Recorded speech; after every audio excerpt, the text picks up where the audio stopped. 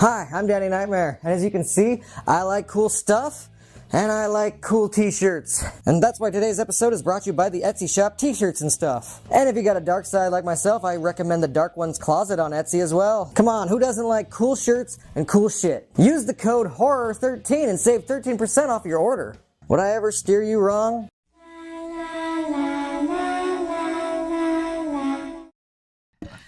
Hi, I'm Danny Knightmare. I'm Gory B Movie. And I am Retro Media Man. And we saw Scream 6. I mean, we technically saw this last Thursday, but we're going to talk about it today. And I don't know, maybe you saw us at the Oscars last night. Maybe. Maybe. I know I did. I watched it. We had some great guests.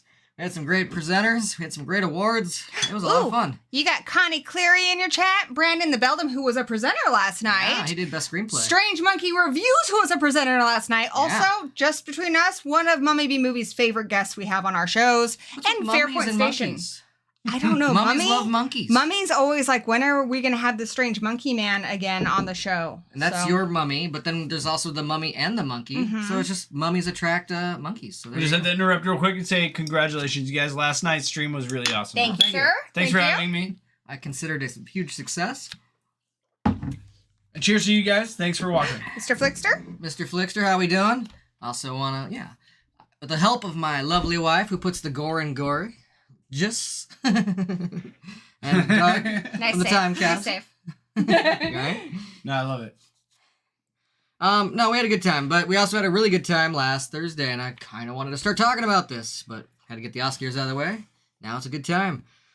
I like Scream 6. I'm going to say that right now. I know. I'm coming in. You can get in a night and sandwich. Anytime there's like a franchise feature that comes out, it's going to be divisive. Some people are going to be like, it's the worst one. Some people are going to say it's the best one. I don't think this beats the original by any means, but I think it might actually, maybe. I have to sit on it for a while. Might be my favorite sequel. I just took a few days off after we saw it because I had a great time. And, I've talked about this before on my channel. Scream 5, I like it, but I remember there's a lot of parts in that movie where I was like, really? It just felt a little, even when I rewatch it, it feels a little derivative. It feels like a stab movie. Like, it's in the universe, but it just didn't feel like a Scream movie. It felt almost like a fan fiction thing. And I like it, but it is by far the bottom of my list. And I was so excited that I went to this This is going to be entertaining.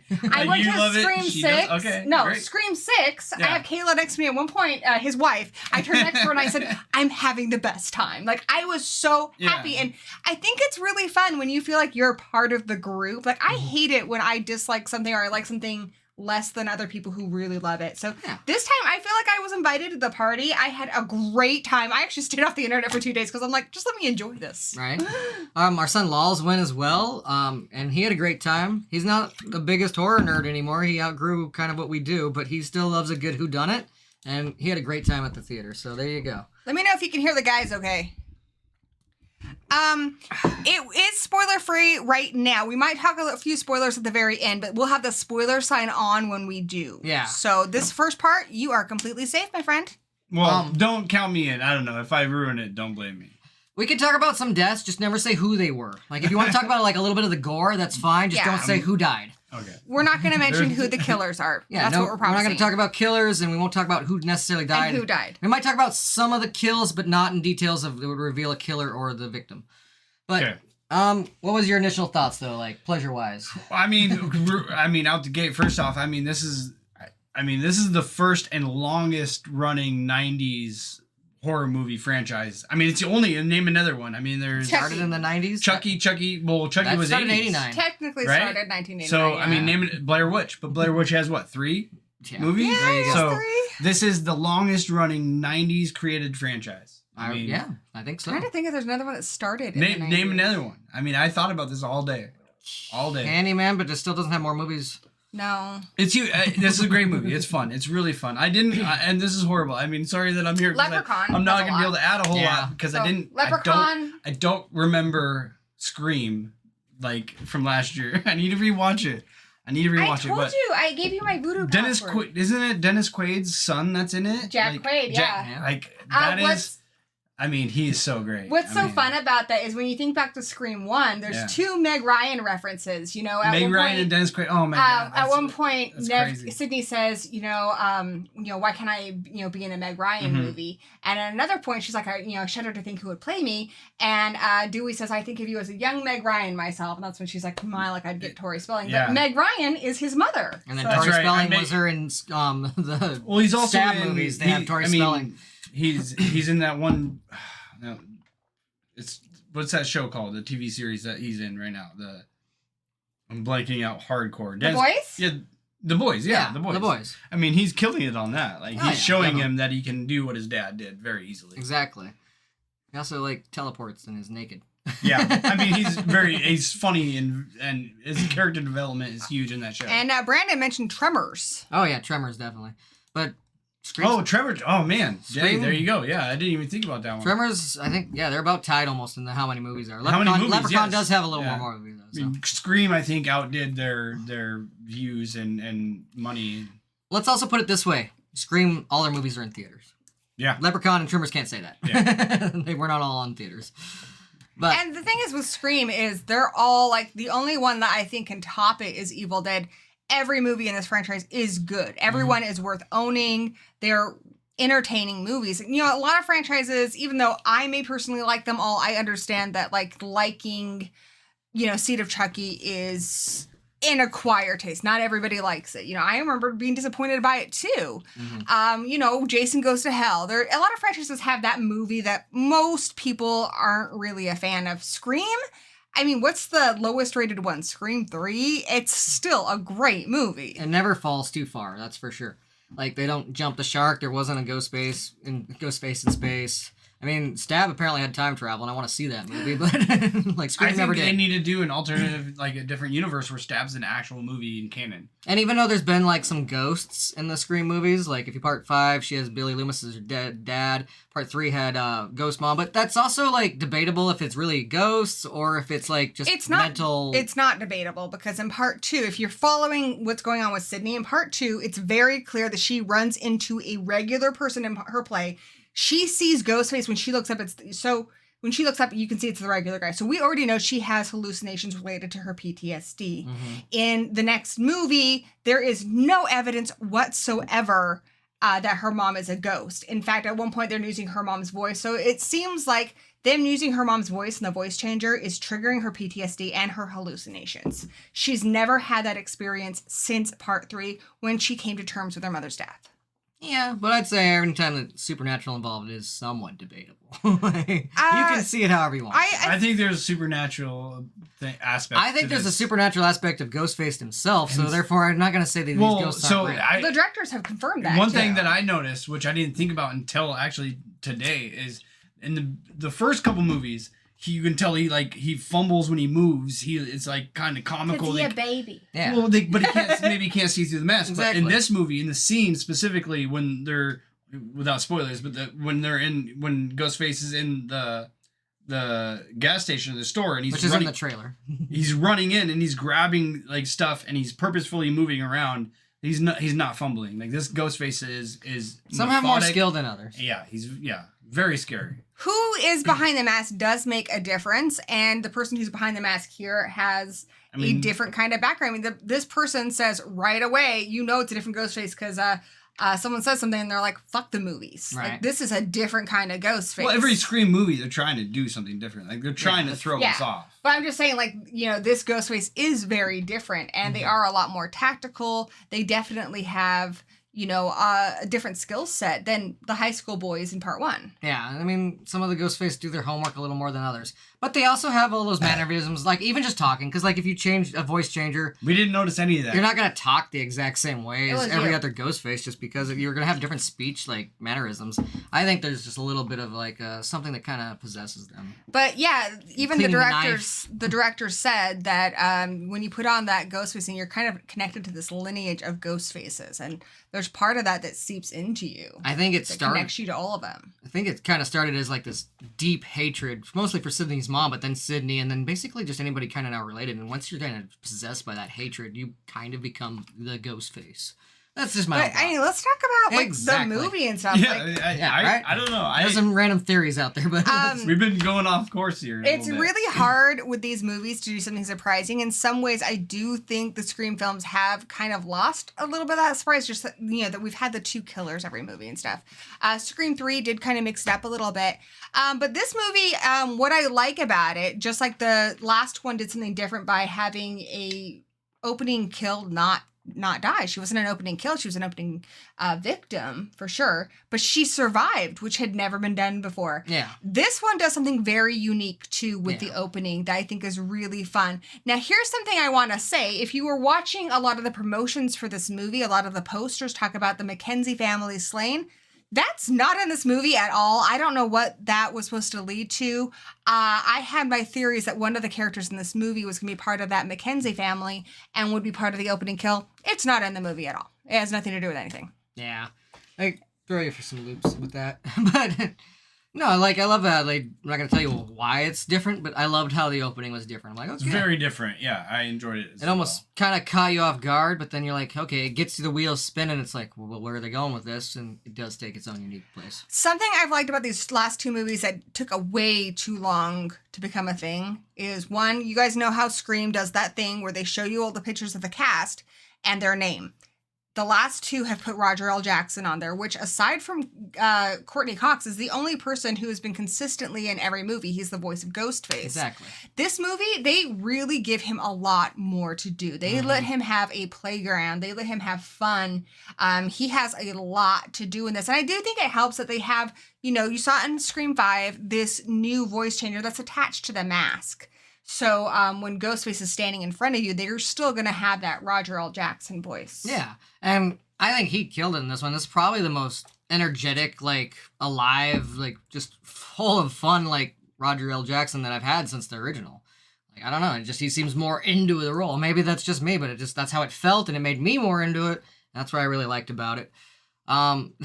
Not a spoiler at all, but this is taking place near Halloween time, so there's Halloween parties in this movie, and someone's dressed as Mojo Jojo. There's actually a lot of deep cuts in there. Radio Silence also did Ready or Not. There's someone dressed up as the final girl from Ready or Not. There's some deep cuts in some of those costumes. I think them being near Halloween, it was needed. Having a ghost face, it allows it to be you can be on edge. You can be up here for 10 minutes.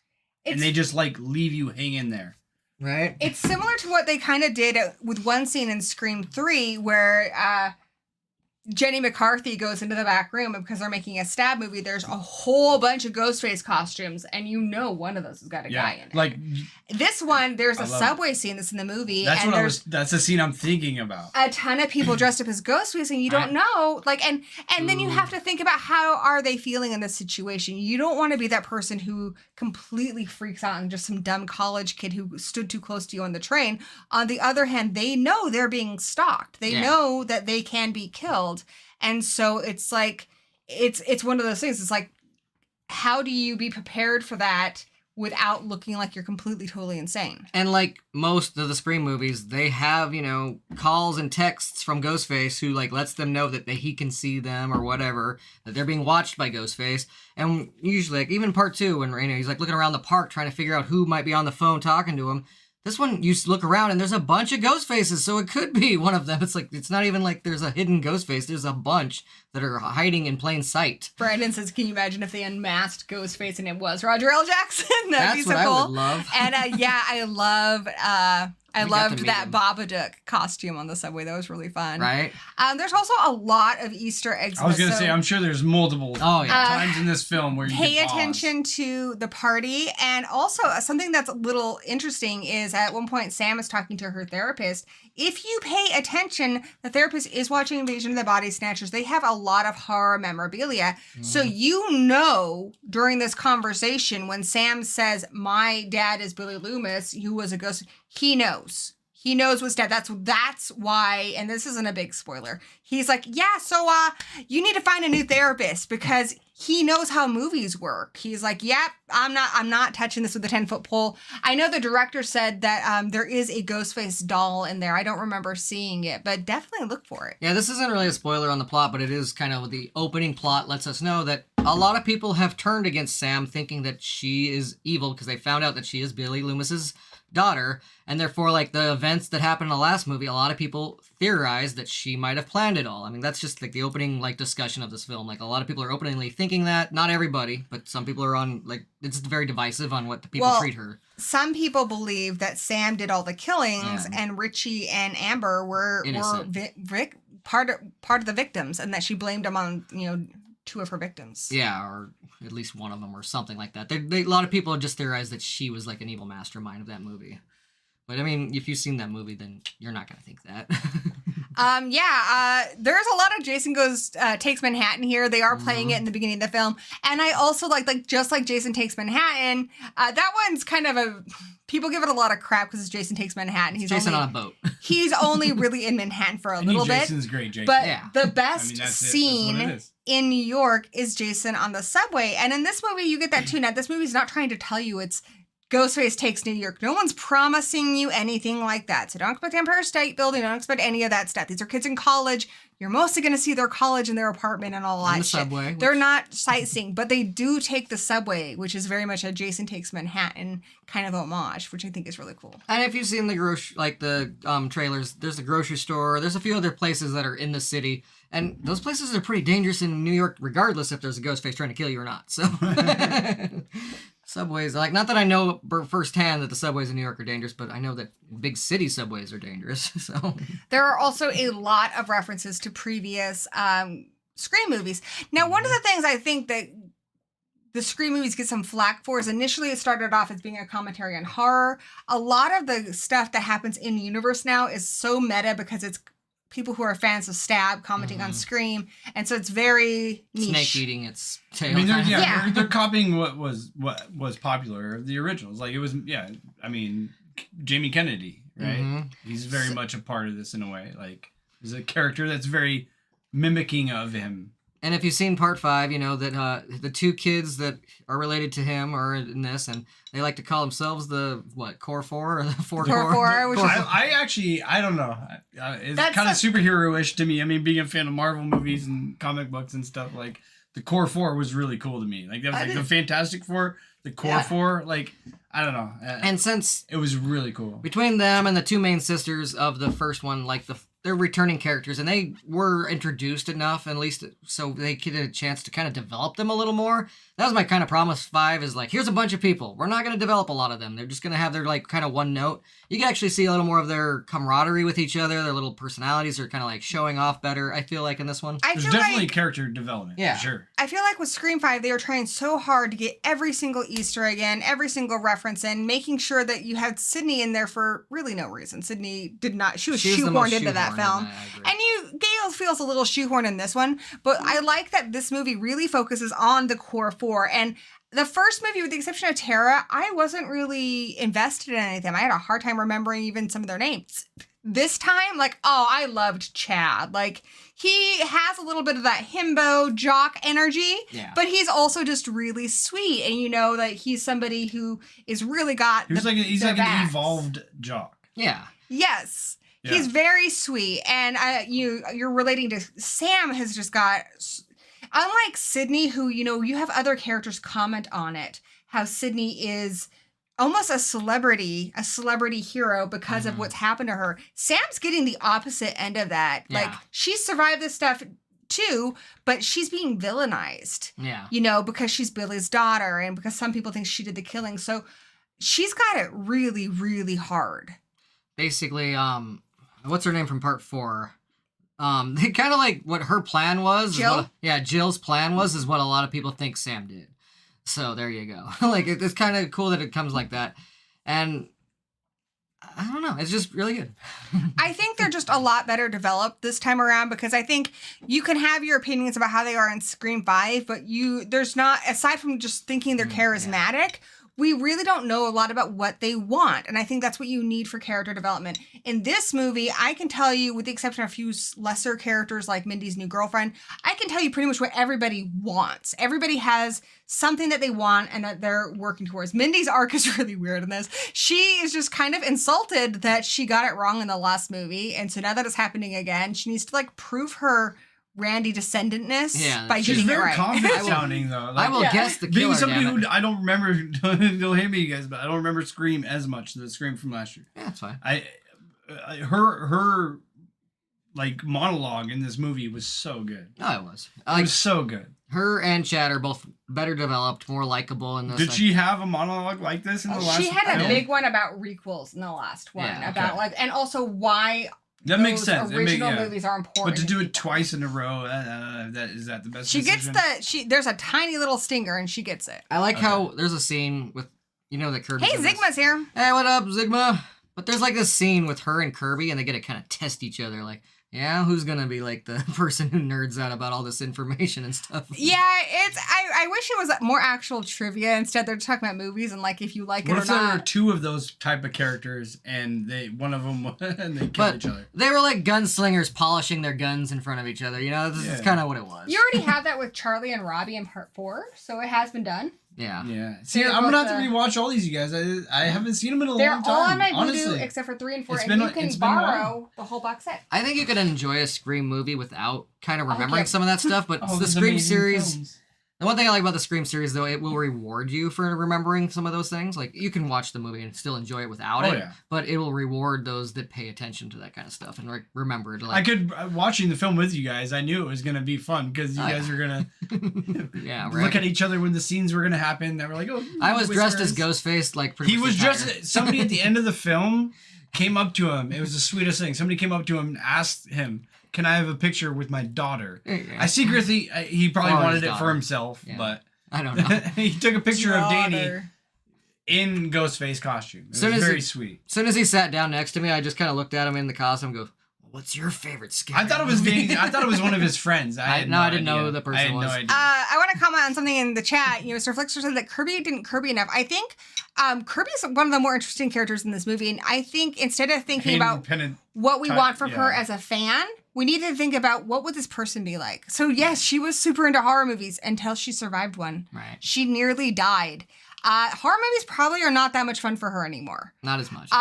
Two, they asked her why she became an FBI agent. She said, I was really tired of being afraid of the monsters. I wanted to become the thing that monsters were afraid of. Right. So we know just from that line, she has been living in fear. She's been really focused on becoming an FBI agent and looking out for other people. That has become the thing that defines her now. Whereas in high school, it was loving horror movies. Now it's become being almost like somebody who prevents real life horror movies from happening. Plus, so I think who she is in this movie fits perfectly with the character and what happened to her. Plus, if she Kirby'd more, like, because the movie wants to let you know that she is a bit unhinged and she is a little, like, ruthless, and they want you to suspect her. And I'm not going to go any farther than that, but they have to kind of do that. And if she was, like, too busy being a relaxed teenager again and being all movies... She's not. She's exactly. 30. She shouldn't be like that. I think her acting, as far as just the acting in general, I mean, I'm a big-ass fan of Heroes, you guys. Mm-hmm.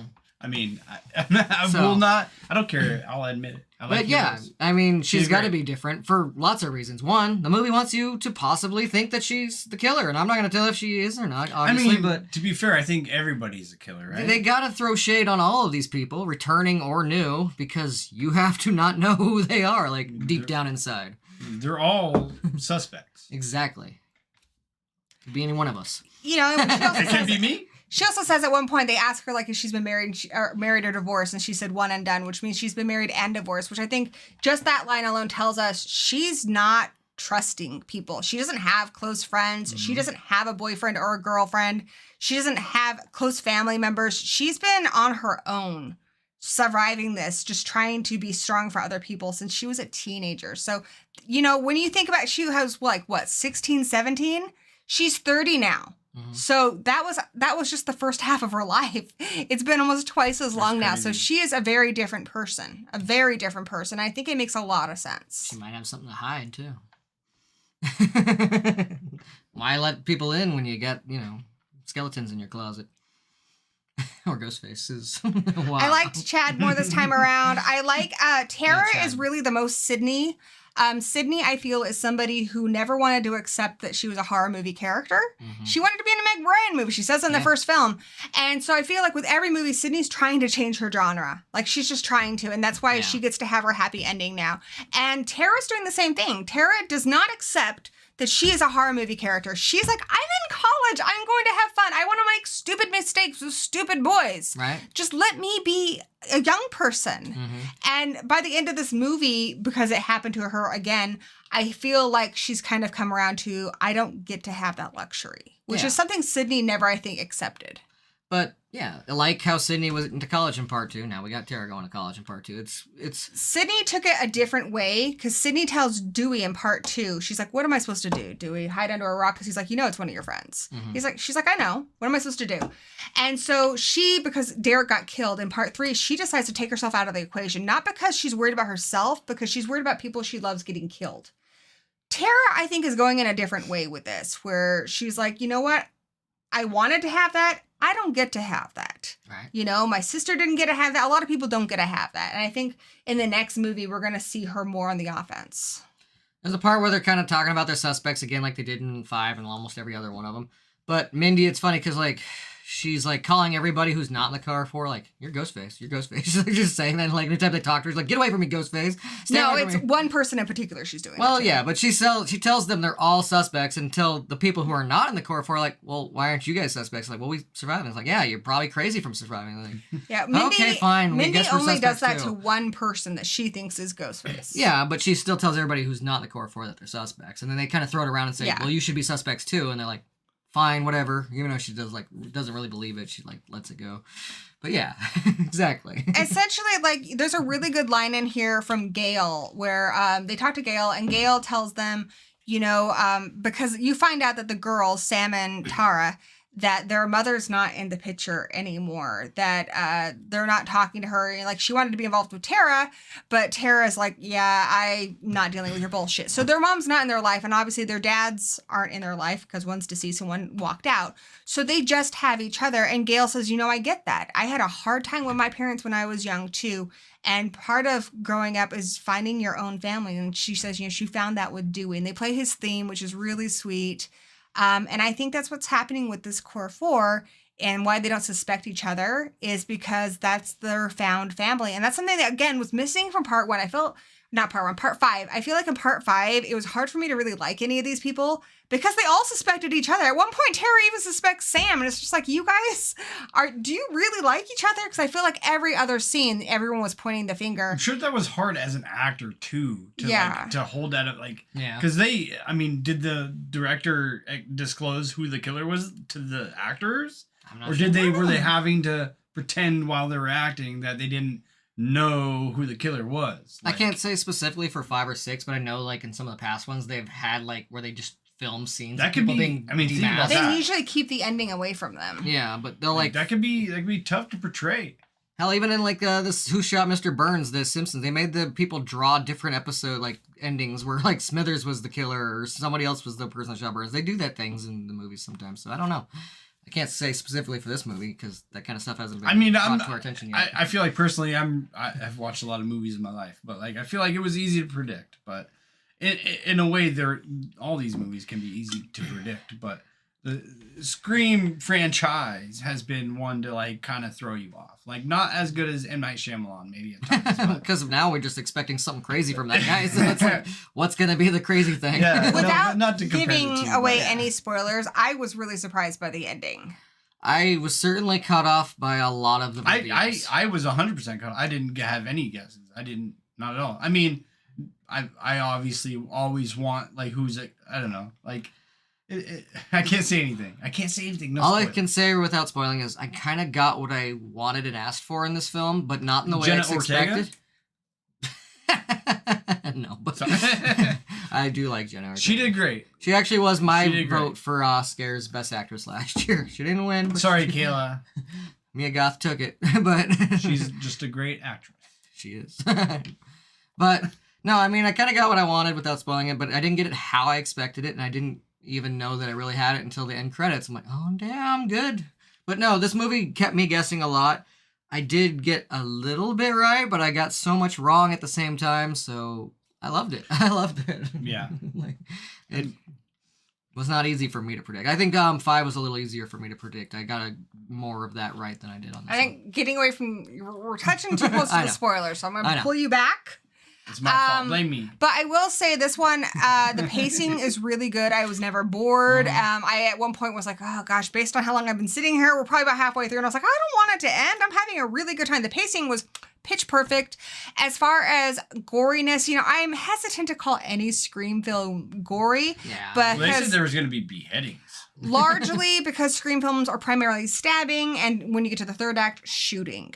However, I feel like this movie once again raises the bar for how gory can we make a stabbing without it just being, getting into something that is really gory, like Terrifier. So they find unique ways of making a stabbing look especially painful. Yeah, and you get to see a lot of aftermath that's very gory and bloody.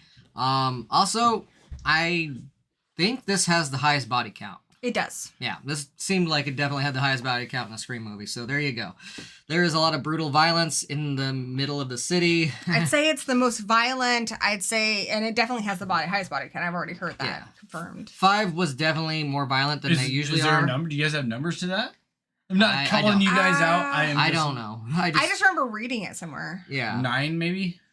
I don't know. I think there's more than that. I think we actually got into double digits on Yeah, we did. Ooh, double digits. This is live, you guys. This is live. Quick research live. I love it. We're creating a new aspect to the channel here. Right? I don't know what the exact number is, but I can't find an exact number. I could just tell by watching it. You know what? I don't want to give you a number. I feel 20. like I can't. No, I thought it was maybe less than 20, but still a lot. There's a lot more than usual. Because like I said, it takes place in the middle of the city in some crowded areas, and sometimes a lot of those areas at any rate, we don't want to to tell them anyway because it'd be spoilery. So exactly. Forget it. A lot of people die is all I want to say, in pretty gory, violent ways. Hey, Kayla's here. Kayla, woo! It was pretty gory, as Kayla confirms. I mean, it needs to be a little gory, but with movies like this, like gory from the 90s to gory now, do they add more gore or Was there too much gore then? Do they lessen the gore? It's more gore than Scream usually gives you, but it's not Halloween Kills. But it still has Not these at all. Scream staples, like what Scream considers gory. So Yeah. there's intestines. Yeah. There are people getting stabbed in places you don't want to get stabbed. The one scene, spoiler, because this happened in the past, the guy in the in the driveway sitting down. Oh, Like and 5. Yeah, like I don't feel like it was that gory, but Yeah. at times.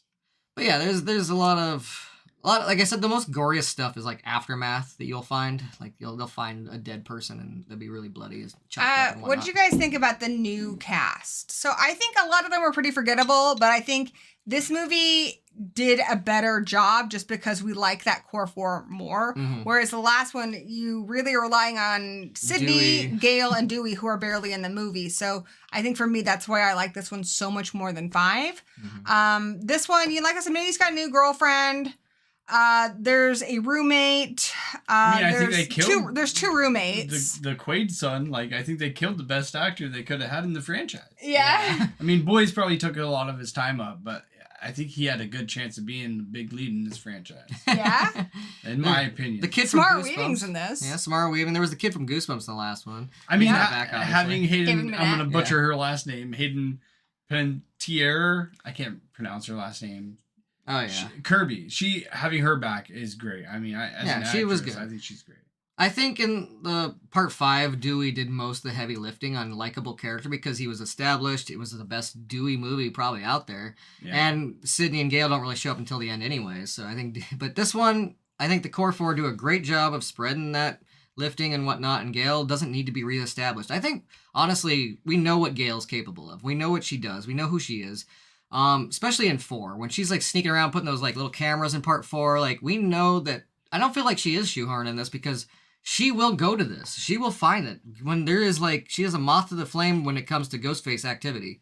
It does not feel like unnatural for her to go do that. Like she put herself in so much danger in like a lot of the past movies for no reason. I don't feel like it's For me, uncharacteristic at this point. I liked Gail in this, but I was a little disappointed because I feel like the character with every movie has progressed. And especially with Dewey dying in the last one, I wanted her to progress more in this one to maybe get to a place where she's almost like Dewey, where she's going to put herself, at risk for other people. She took a massive step back. She said she wasn't going to write about the last one. She did. Yeah. She shows up to this one not because she wants to help the kids, because she's covering the story. And I was like, especially after Dewey died, that was one of the only things I didn't like. I would say, in a sense, she grew as a character, but not in a positive way. Like you said, it's a step back. She regressed. This is the first movie with only one legacy character in it, right? But a step in the Has wrong 2. direction is It's still a Kirby. step forward. Yeah, but she was only in one film. Yeah. Yeah, she's still a legacy character. Technically. Yeah, so I mean, She's from I would say if you're from before 5, You're a you're a legacy legacy character. character. Yeah. if Okay. I hadn't Alright. known Gail so well, like throughout the entire franchise, I would have probably not liked that Oh, much. Dusty says that Mummy B Movie and Devin are sick, so we gotta give them Aw. a Care Bear stare. What am I doing? Care Bear stare. You gotta take all I your get it. good energy, push it into your belly, My and belly? then burst I was higher. burst it out like a Care Bear from your belly to my mom and Devin. I got like the grumpy I did cloud it. or something. I don't know, or the drunk. I did it to Cloverleaf. everybody, though. I'm like drunk cloverleaf bear. Irish drinking. You guys bear. have to understand, these guys just got done with the scares. Took a lot out of us. 3-hour live stream. A 3-hour and stream. they're still here. Oh, And he's probably not watching, but hey, happy birthday to Dr. Wolfula. Yeah, happy birthday. He did You'll a see great it job last eventually. night. So Dr. Wolfula probably enjoying his birthday, but yeah, he popped in for the scares last night, and that was awesome of him. And I think he's got a Scream 6 video up too. So after this, if you haven't seen it, go check it out. So also another thing was I keep comparing it to Scream 5, but I feel like because this is a direct sequel to that one, that's what you're gonna want to know, like how similar is it. Scream 5 was like the tone was a lot darker. This one I feel like does a better job of mixing in. It's like kind of part college movie, part slasher. Yeah. There is a lot more humor returned to the film than there was in part 5, where I think part 5 was kind of missing some of that satire and missing some of that humor. Yeah, they were too accused of each other, and you didn't really get to see how they were as friends. Because as soon as they're all grouped together, they all suspect each other. And yes, we were told they're friends, but It's not just that, though. There was also the tension between Sam and Tara. Everybody had tension with everybody. Exactly.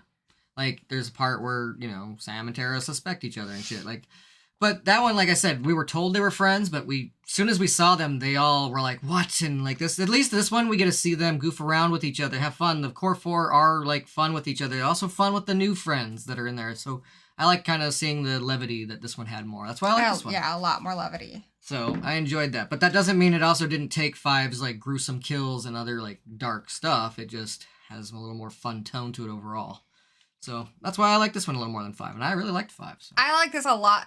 5 is my dead last. I do like it, but it is my dead last. No questions asked. It's not even close. 3 is, for me, a big step up from 5. I like 3. But 6 is pretty surprising. I mean, with my ranking, I would go 1, 2, 4, and then 6, then 3 and 5. I would go 1, 2, 6, 5, 4, 3. And Zygmunt 4 is one of the best in the franchise. So if you didn't like it the first time, definitely watch it again. It's my solid number 3. I think 5 is a good movie, and you need to rewatch it before you see 6. That's the thing. Like, you can jump into this franchise. I think even this one, you could probably jump in. You're going to get more from it if you're familiar with the entire franchise. At the very least, if you could only rewatch 1, rewatch 5. But, 4 will help you understand who Kirby is, which is important. As somebody who hasn't watched the franchise as much, I feel like this is a good movie to watch that makes you want to jump into the beginning. Yeah. I feel like this is a movie that's good enough to where, like, you want to watch it, but you don't want to watch Scream. You want to watch Scream 1. Yeah. Like, you want to start from the beginning and maybe go to 4 and then hear that story and then get Scream. Especially when they're in this room, you saw it in the trailer. There's a shrine. Yeah, and the shrine. Pause on that scene and do a deep dive on all the cool stuff. The fax machine. There's the TV. There's Stu's robe. There's Billy's shirt. There's Tatum's outfit. There's Jill's shirt. There's the banner for Roman's birthday. There's Mrs. Loomis's jacket. There's so much stuff in there. I bet there's some. I mean, it reminds me with the costumes. It reminds me of like Iron Man's. Like Hall of Armor. Yeah. Like it looks like Iron Man's suits. And it's that was my favorite scene in the movie. I really liked it too. It was really As cool. a collector and a fan, like that was really cool. Absolutely. That was really cool. But even like Falcon and Winter Soldier were like they had Captain America's suits and stuff. Yeah. You know, like it's kind of like that. I was waiting for a scene where like Jenna Ortega was gonna walk up with a mirror image of her head showing up. I have a weird theory that she's gonna be Ghostface in the next movie. Here's the other thing too. That's just me, but I don't think they should. Like, you know what I mean? With a mini Iron Man showing up with his head as Ghostface, and in the mirror you see it. Everybody wants it to be your older sister. It seems like it's happening. I don't think it should be either one. Yeah. But I like your theory. For me, I feel like the strength of the original 3 and 4 is kind of like a segue into the next trilogy. But the strength of it is not, they kind of repeat a lot of the stuff, but you get very invested in Dewey and Gail's relationship. You get very invested in Sydney and, this little sister, big brother relationship she has with Dewey. You're very invested in these characters. And in this one, finally seeing Tara and Sam, they realize that they got to count on each other. And Tara's starting a romance with Chad, which is really cute. And, they're like this little family and you're rooting for them to survive. You don't want anyone to be missing from this new family unit. And I think keeping that 4, safe, not making one of them the killer I think that's what they need to do. I agree. They're probably going to have to kill one of them in the next one. My vote would be one of the twins, but yeah, I'm looking at some of the people's rankings, and honestly, I don't think there's a wrong ranking really in Scream. I would arguably say the first one probably should be your top 1, but they're so close to each other that I don't really care what you think. Otherwise, I think they're all pretty damn close. I would say I'm gonna rank 2 a little higher at the moment now, just because that it's lasted so long. Like it's an old movie that what year did that come out in? 1997. It came out the year right after. Yeah, 97, and it still holds up so much to me. I almost think that this might be my favorite sequel, but how am I going to feel like that, in 20 years? I'm not sure. To comment out on a lot of stuff, I think one of the reasons why 4 is so important is because it was so ahead of its time. It talked about catfishing before there was a name for it. You know, they call it getting punked. They have live streaming, 24-hour live streaming It might have inspired the show on MTV. Before that was a thing. That movie, in so many ways, was well ahead of its time. Hell, Scream 3 is well ahead of its time, too, with the whole Me Too movement. So all these movies are really special. But yeah, 4, it's supposed to be kind of playing as a remake to the original one. So yeah, they're back in high school and stuff. But this time we're watching it from Sydney's point of view, from an outsider point of view. So 4 is really, really good. It does not get enough credit. Well, Scream and a lot of those 90s slashers were considered like the MTV horror movies. Yeah, and that makes sense because they called it Punk because before 4, they had Ashton Kutcher's show called Punk. And then later, like you said, there was a Catfish movie like show on Scream. Yeah, MTV as well. that catfished us. Yeah, the Catfish movie especially. But yeah, there was a show. There's not a lot of high school themed movie these days, but we're also not even close to being high school themed. So we don't know what it's like anymore. So we can only look from afar and assume that this is what high schoolers are like. And that's what 4 was supposed to do. We're not really in it with the high school kids. We're watching it from like the older people's thing. And so like at one point you even see a scene where Sydney's remembering when her boyfriend called through her window. And so it's supposed to all be very like almost kind of childish because that's how you're looking at it. Just like when you were in high school, everything was monumental. Everything was the end of the world. That's how it is in Scream because you're in it with them. Now you're watching it as an adult and you're like, it all seems so trite and silly. It's supposed to. I didn't get a lot of the characters' motives in 4, but I wasn't, like you said, I wasn't supposed to because I'm not their age. Brandon, Scream 4 is actually like the lowest rated Scream other than 3.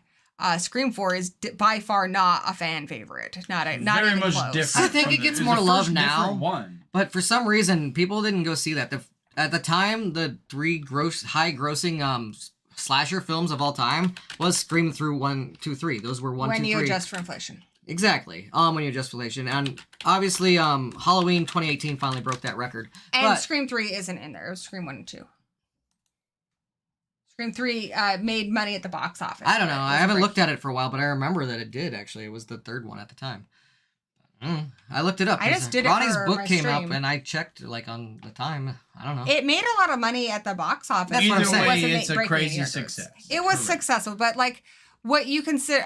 For the studio, they considered 3, even though it made money at the box office, they expected it to make more. So it was considered disappointing. I honestly I can't remember a thing. So I don't think it made like an all-time record. But the time... But looking at Scream 4 now, the audience score is rotten. It's 56%. Yeah. Which for a Scream movie is pretty crazy. And also, though, are you talking about horror in general or just slashers? I'm talking about horror in general. All right. Well, I was talking about slashers. Specifically, and they were never expected to do well other than Scream movies because Scream movies were like bam good, but 4 sadly was like only in the top 20. So on the tomato meter on Rotten Tomatoes, Scream 4 is below the TV series. It's only above Scream 3. Oh shit, that's right. There is a TV series. Yeah, and it had a different Ghostface mask until season 3, which had brand new characters, and they brought back the mask, but it wasn't much better. Oddly enough, weirdly enough, even though I know I've heard a lot of people diss on 2. 2 has a better Rotten Tomatoes score than even the original. Oh wow, 2 is a good movie. It's the only one that I really remember. remember. Like I remember one, like they obviously at that time, like it was like the first one that copied everything. Then everything copied everything. But I just remember being great. I loved the movie, but I was a little disappointed with the character, like the killer reveals in 2, because I'm like Aunt Jackie and the guy who's barely in the movie. Like that's just like Mickey. Trying to throw you off. Yeah, I know Mickey, but he's barely even in the movie, so it's like. Well, he is because he does almost all the killings as Ghostface. I know, but like, I don't know. That's like the only thing that I was actually disappointed about 2. I love 2 other than that. I think there's it's really a big reference to part 2 in this movie because the sorority they want Tara to pledge to, Omega Beta Zeta, is the one that Casey was in, Cece was in part 2. And then they talk about a fraternity, and it's the one that Derek was in part 2. Yeah. No, So I guess it'd be like the New York chapter. Right. But anyways, anything else you guys want to say? I say definitely, I'm going to own it. For me, it's an own it on Scream 6. I'm getting this in 4K, whatever special edition they have. This was a lot. It was nice to, because for me, I've loved all of these movies. I've seen them all in the cinema, and part 5 was one of the only ones where I left the cinema, and I was just like, I wish that was more fun for me. I wish I had as much fun as everybody else did. I felt kind of like the party pooper where I'm just like, I had fun. It was okay. But I wasn't having as much fun as everybody else who was like, yes, it's the best sequel. And I'm like, really? I wouldn't even say it's close. I don't think it's better than 3. But this one, I was like, yeah, that was really good. You know, solid 4 stars. I had to think about whether or not I liked it more than 4, which is for me really tough because I love 4. So this was a lot of fun. I highly recommend seeing it in the cinema. I think it's even more fun with friends. Yeah. Don't go, I mean, I guess you're here, so you're watching. Don't watch your fucking favorite YouTuber and just automatically adopt their point of view. No. Make your own opinion. Have a good time. Give it a chance. I think a lot of times people will just hear somebody else's point of view and it makes sense to them and then they just adopt it, you know? Give it a chance. Try to have fun with it because there's definitely a lot here to enjoy. I've seen a lot of YouTubers that we love and respect post their reviews since I saw it. And some of them hate it, some of them like it, and I don't, disagree with them. You're allowed to like what you like and dislike what you don't, but that doesn't change how I feel about it. I really liked this one. Like I said, this ranks really high on the franchise for me. I don't know if I'll feel that way in 20 years. I hope I do. But so far, I really had a great time seeing it with you guys at the theaters. I had a blast. I mean, I'm not as a Scream fan as you guys, but I mean, it was fun. It was really fun. If you're a fan of movies, you're going to love this film. I remember being a little disappointed at Scream 3 in the theaters, the one I saw in the theater by myself, and I was like, these are a little weird. Movies to watch with friends, though, exactly. Too. So already you were setting yourself up for failure. Exactly. And the other thing I will say, too, is we're not the definitive... I mean, the only thing I would say is wrong. I hate when a movie this well produced... when people will give it 1 star on Letterboxd. I hate that. There's way too much talent here for you to be giving it 1 star. You don't like it, fine. Give it 2 stars. Give it 2.5 stars. Don't give it 1 star. Come on. Don't be that guy. I mean, and 2, if somebody doesn't disagree with you, don't gatekeep it. Don't say, well, you liked that movie or you liked Halloween Ends or you didn't like Scream 5. You're not a horror fan. We can all have different opinions. There's plenty of room for all of us to... talk about movies and have fun together, even if we don't have the same opinions. It's fine if you didn't like it and I had a great time with it. Exactly. And as we talked about with the Oscars last night, a lot of people do a lot of work to make these movies. The cinematographer does a great job, or the scorer, whoever scored it. So let's buy them and rent them. Exactly. Go with your dollar. 100% for that. And if you were like, well, I don't like... theater. I don't like how the director or the screenwriter, sometimes the screenwriter writes a different script than what we actually get on the screen, but you're like, that's the one thing that kind of bugs you? Maybe not a 0 star, 1 star review, because if everybody else did a good job, does it really go down that low? That's the thing with like Halloween Ends. I saw a lot of half stars, a lot of 1 stars, and can you imagine if you were the cinematographer on that? So you don't like the story. Fair enough. Did you really think the acting was bad? Did you think everyone who went there and did their job did a bad job? Jamie Lee did a bad job. Mm-hmm. Do you think the cinematographer who went to work every day and did their job did a bad job? Right. Did John Carpenter do a bad job? If your answer to all these questions, as it should be, is no, then... maybe not give it 1 star. Yeah, maybe don't give it 1 star, because a lot of people put a lot of work into these movies, and just because one aspect of it doesn't work for you doesn't mean that the whole thing is a failure. Exactly. And if you ask all those questions about everybody doing their job and you're like, yeah, they all did a horrible job for whatever movie you saw, then sure, give it 1 star. But that's what you should keep in mind.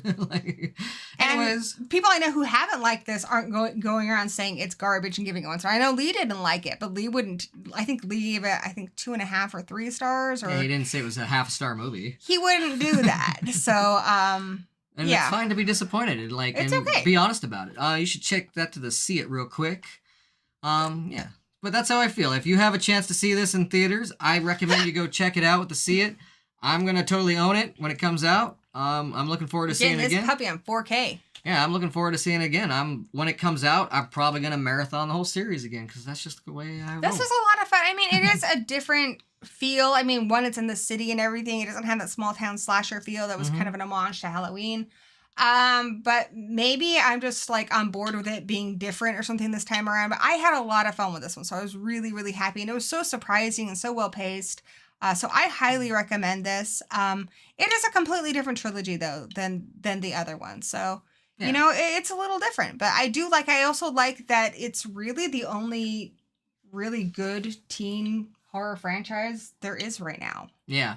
Like I said, it's the only one from the 90s that's lasted this long. But it's almost like a different one, because we had ours. Yeah. Which was about our generation. This is new, and they're bringing in a new crowd, a new era, a new age group. And it is it is a fun watch. That makes me really happy because there's for Generation Z, like they don't have a whole lot of. We can't force them to watch the original Scream and have the exact same experience that we had. Like we have to give them their own opportunity, and I think this film is a good version of that. But like we had all of our franchises that we were invested in back in the day, and I don't think they have a lot, and I'm glad that they have their own Scream. Yeah. And I hope that they get more. Yeah.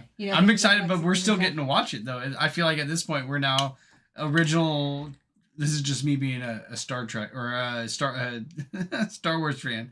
Like we're watching I'm butchering this, you guys. Bear with me. It's all good. We're watching the older versions growing up, right? And then the 90s version comes out and we're like, we're now that for those kids. Like they're watching this version of Scream. For us, it's not our original version, but we still kind of like it. How we felt about Halloween, like it was a previous generation's thing, and that's what Scream is for them. Texas Chainsaw Massacre was the 70s. This is what it's like to get old. But what I like about this too is being, of the, I guess Sydney generation. I feel like that's what it is. I feel like we're not excluded. Like we're still invited to this movie. They're not giving up on us. Yeah, it's not so teen that we can't. Gail's still there and Kirby's there, and there's a lot of other characters. I mean, even Sam isn't, in college with all the other ones. She's older than them, so. Yeah. I like it. It's actually really cool because a lot of you who are in your 20s and such, your parents are probably of the age where they saw Scream as teenagers. So this is a really fun one to watch with your parents. Yeah, and like you said, it has that big city feel, which I really thought was a nice brush. Hey, look who's here, Craven. We were just saying the same thing, dude. We love Scream 6 so much more than 5. Or at least Danny and I do. I'm glad you got to see it, Craven. Scream 6. I knew that nothing was going to stop you. You're feeling better. I knew nothing would stop you, though. I figured you'd definitely go see it. Yeah. They would have to... No, they'd have to, tie him to the bed. Right? And honestly, as much as I'm not, for people who do the cam, piracy type thing, that's one thing. If Craven was still in the hospital, I'd say someone go film that with a cam and bring it to him. He needed to see that. No. We would just bust him out. Right? We're on the bed. We're pushing the bed into the theater. Right? So... I'm glad that he liked it. I liked it a little better than 5, too. I really liked 5, to be honest, but I liked 6 even more. I felt it was better paced, the characters were more likable, and it had a little better with the twists. What a twist! But I really liked 5. I liked all of them. I've never disliked any of them. Here's a question for you guys. Does this make you excited for Scream 7, which will be out next year? I thought about doing a ranking, and we're getting another one next year. So I'm actually I'm excited, like I said, to watch Scream.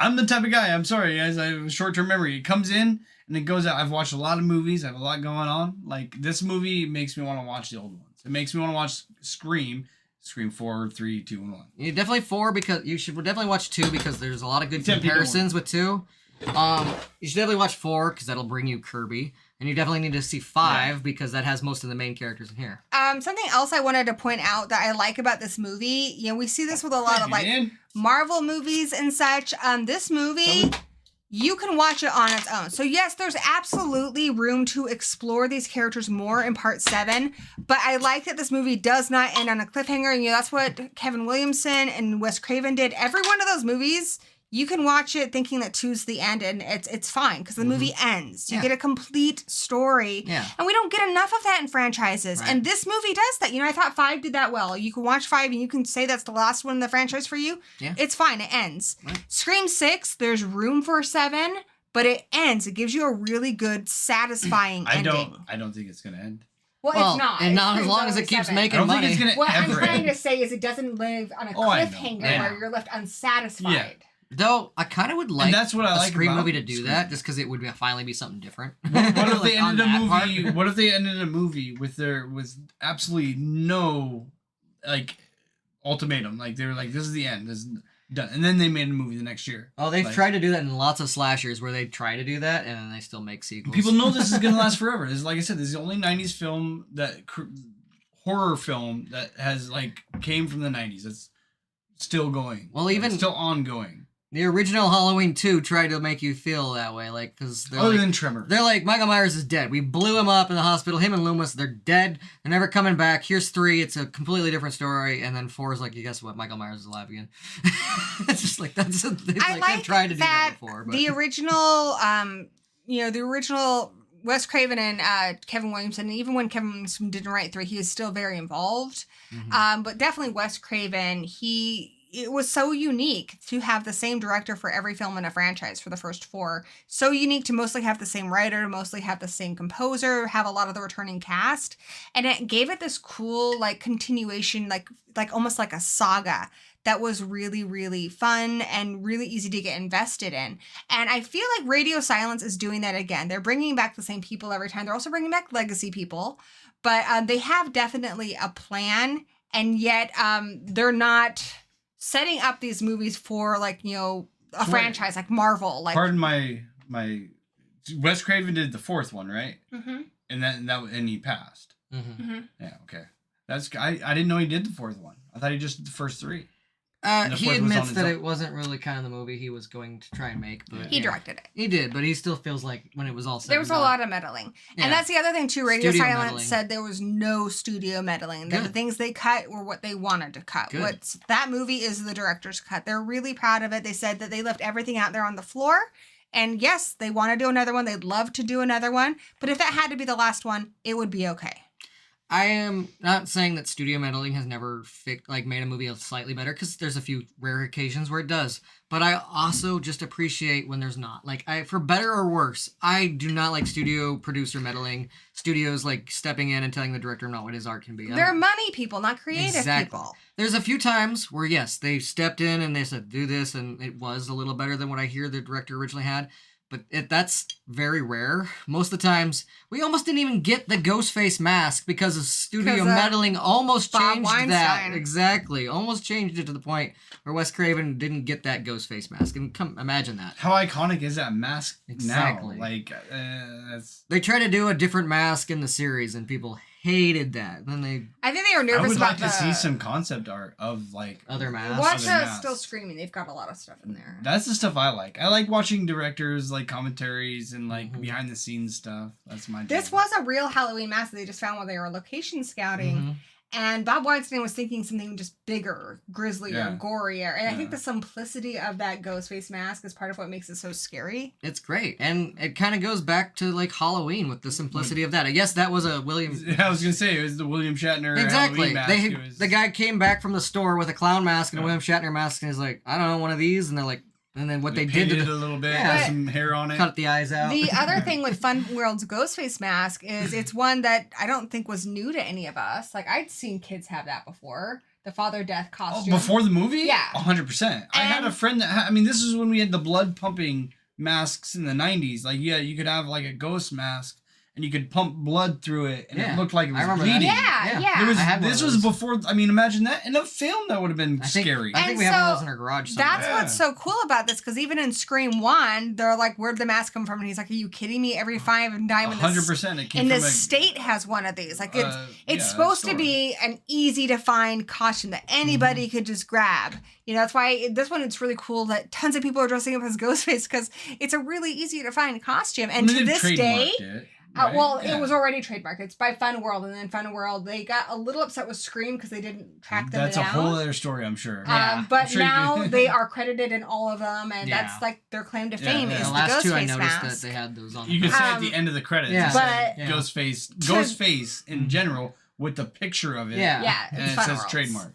To this day, Ghostface is the #1 Halloween costume every year. Yeah, and I love how they talk about that in this movie too. They're like, "Oh yeah, Ghostface masks have like really skyrocketed and stuff," and it always kind of makes me laugh though, because like, imagine if that was a real serial killer. Like if people were buying Ted Bundy masks like that, like and just wearing them everywhere.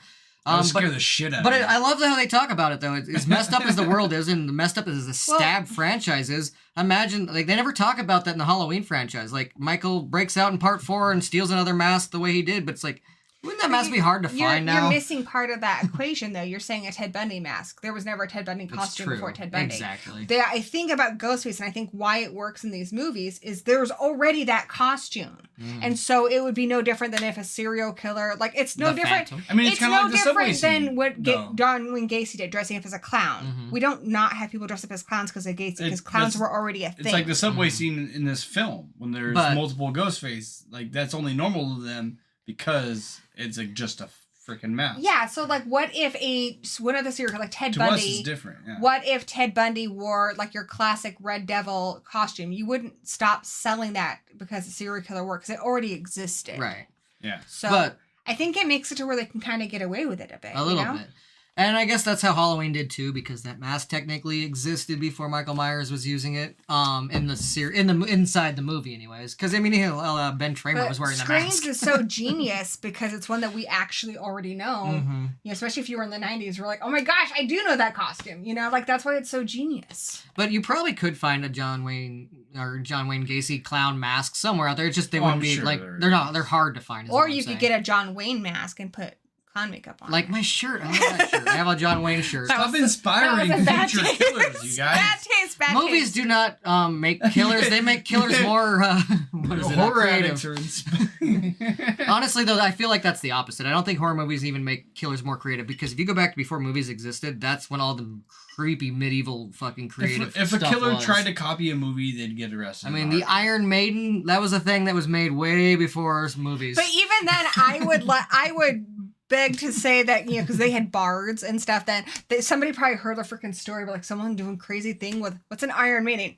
Well, hold my beer or hold my mead because I'm going to make something even better. Like, we've always, since the beginning of humanity, we've always told stories. Right. Whether they're movies, whether they're songs, we've always told stories. And I think that always inspires us as humans to tell more stories and to make those stories bigger. More messed up sometimes. In the case of murder, anyways, like the guy that said, hold my beer to the Iron Maiden, when he went out and made that brass bowl what they heat up and burn you from the inside out. I mean, Jesus. Urban Legends is a good movie about that, you know, because like at the end of that movie, you know, they're telling the story of what we just saw, and then she's like, well, that's what always happens. Somebody has a bigger story. And you're like, oh, well, what happened to me? And she happens to be the killer. Right. Or you got it wrong. But yeah, I think that's just kind of human nature. It's like we want to be like, we want to top that story if we really liked it. We want to kind of make something bigger, or, you know, I think people do that with all kinds of storytelling. Yeah. But I mean, at least we don't do public executions anymore in this country. So there you go. Way to make it dark again, baby. Well, exactly. I did just finish The Last of Us, and don't tell me. I haven't We're gonna binge it all. Hey, Castellar Garcia. Scream 6 gets 7.8 out of 10. Strong opening, but I really like this one. It's I do 5 stars, so solid 4 for me. A- if that's the way you grade movies. I really, really liked it. I have very minor complaints. Very minor. I don't like the regression of Gale. Just because I don't buy that. I feel like after Dewey, more than ever, she would, I'm not saying she wouldn't do a book, but to completely become Gale from part 2. But again, maybe that's how she's coping. I hope we explore that more in part 7 to at least explain. I want to see more of how she's dealing with Dewey's death. I don't like it, but honestly, but the other thing the other thing I wanted to say is like the newer characters and stuff in this, because someone mentioned the third act wasn't that interesting to them. I will say I like the reveal, but for me, the killers we have in this movie are not as iconic as some of the other ones. Whereas like Scream, that third act, the reveal of Billy and Stu is like, holy shit, now things are getting heated up. This, and even Scream 5, the third act is like, holy crap, you know, it gets balls to the wall. This one, I think it's solid, but it isn't as memorable as some of the other ones. Honestly, though, Billy and Stu are the only ones I feel like are actually iconic. I think 5, one of the reasons why I like Jill's iconic. You shut your whore mouth. The weakest fucking, as far as I'm concerned, she had the weakest motive I've ever seen. No, she has a great motive. I don't understand it. I'm not young enough to get that that's like enough. We're going to get her more TikTok views, I guess. But no, think of it this way. She's been raised to be defined by something and have it not be about you. So because she's related to Sidney Prescott, she's had her whole life. Oh, tell us about Sidney. And she doesn't even fucking know her. Yeah, I know. You know, so she has literally been in the shadow of Sidney her entire life. Everyone talks to her about it. That's how, just to be known as that. Yeah. And she's sick of it. She's like, why is Sidney like this, like great iconic person? What'd she do? She just survived being killed. And then she thinks about her future and how she's going to have to get a job. And she doesn't want that. She wants to live off celebrity. Like Sidney can print her grocery list and 1 billion people will buy it because she's Sidney fucking Prescott. I guess so. Jill can't. Yeah. And Jill feels like she's had to suffer enough because of Sidney that she wants to take that spot. And if that's enough, I guess, to kill your mom and your friends, fine. But I don't relate to her, is what I'm saying. She's also a psychopath. I know, but I still think it's the weakest one. Why wasn't I she don't in really the do it. newest She is my solid. Is Sydney still alive? Sydney is Yeah, alive. Sydney's still alive. She still gets her happy. Are we going ending. to talk about that? Anyways, let's jump finally into the spoiler section, so we can talk about our reactions. Spoilers. Blue. There will be. There will be. The beginning scene. I want to say it.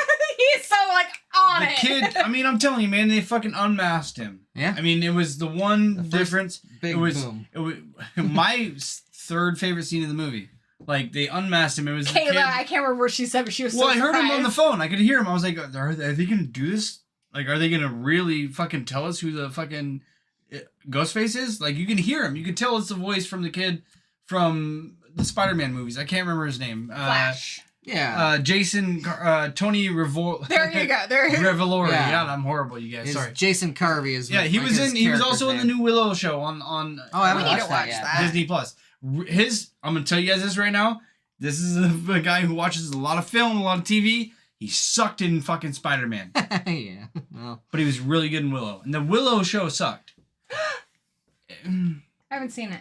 It was okay, but it was like I'd rather watch your Lord of the Rings show. Like it was way better. well, I don't know. I love the Willow movie, but I'll have to check it out. The show was okay, but his acting, this kid's acting from going from Spider-Man to this character is very much different. It was very different. I see his kid. Good night, going, Sigma. I see him going somewhere in the future. He's gonna be the next Tom Holland. No pun intended. Kayla says it did not suck. She's gonna say that. She's gonna say that. So- Kayla loves Willow. She can't not say it didn't suck. It wasn't bad, but Yeah. it just wasn't. It wasn't. I don't know. It wasn't what I wanted. More little creatures and sci-fi. It was a lot of. I do want to comment on Casteller's comment. Honestly, I think she's got no chance of getting more money. That's what. Yeah. That's this what we're movie getting at, is yeah. like the highest grossing Scream yet. They It's still didn't pay her.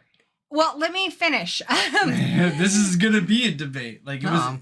I mean, Well, they have the money to give her. I They have the agree. money to give her, and they what would I'm have got the money trying to to get it. say, Mhm. what I'm trying to say is she wanted more money for this, but here's the difference because like Matthew Lillard compared it to Tom Cruise and Maverick. He's the guy in the poster. He is the main character. If she was in this, she would be a legacy character. She would not be in that many scenes. And we don't know how much money she was asking for. Right. And I do think she Yeah. deserves it, but you also have to think, it's a negotiation. I would have been like, we need to keep negotiating this because here's the problem. This movie made bank. It was the People highest in this grossing movie- film they've made. Actually, I just saw it. Yeah, it's the most money in a Scream theater. film has In made. theater. A lot of people in this movie can ask for a lot of money, are worth a lot of money. Jenna Ortega right now is freaking fire. She's costs a we lot were of bank money. account's talking to going up Dan and about up. it. I was So talking what to I'm Dan about trying it. to She is. say is they know they can be successful without her. And that sucks. Because a Courtney depressing Cox moment, could yeah. have done that too. And she said, I love this character so much that, I came back because I wanted to work. And you think of all the people who are trying so hard to get into like movies and stuff, like you have a chance to be in one of the biggest movies of this year. Mm-hmm. I'm not saying she didn't have the right to be upset, but I think she should have kept negotiating. She also talked a lot of shit. And I don't think that's a good career move. I mean, Because what else has she done? coming in from, her- I was gonna say coming What from the else has she outside, done? like what has she done recently? Nothing. Courtney Cox. I don't know. Maybe she is a star in something else, but I don't think she's been doing a lot. Not of much acting. since Friends. So this is huge for her. Nev This is- Campbell, the only other I mean, thing even she's if done it's is not huge for Skyscraper. them, if this was a project that I was a part of in the past, I would be happy to be a part of it. Yeah. I would do it for free. I'm not saying she should have. I'm not saying she should have given in, but Never she tell should them have that, kept though. negotiating. I mean, it made her career. I mean, was she? She was in the craft right before She was that. a little famous, but like it made all their careers. It really did. Like Matthew Lillard got 13 Ghosts. I mean, right she was in after. Party of Five, but that was a long time ago.